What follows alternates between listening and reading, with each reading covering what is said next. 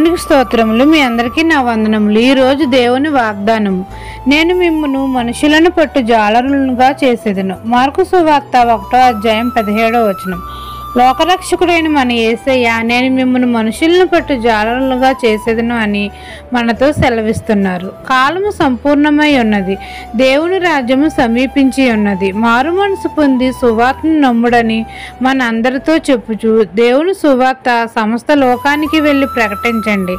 మిమ్మల్ని నేను మనుషులను పట్టు జాలరుగా చేస్తాను అని మన యేసయ్య మనతో అంటున్నారు. అంధకార క్రియలతో దురాత్మ శక్తులతో పీడించబడుచున్న వారిని నజరేయుడైన యేసే నామంలో వారికి విడుదల దయచేయమంటున్నారు. మన జీవితాల ద్వారా, మన సాక్ష్యాల ద్వారా, వాక్యం ద్వారా అనేక మందిని నశించిపోయే ఆత్మలను వెతికి రక్షించమంటున్నాడు.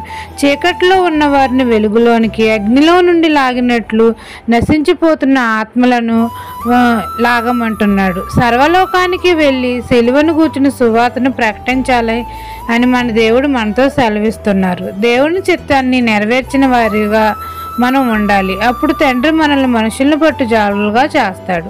ఈ దిన వాగ్దానం మీ నా జీవితంలో నెరవేరాలని కోరుకుంటూ దేవుని సువార్త పరిచర్యలో మీ సహోదరి. ఆమెన్.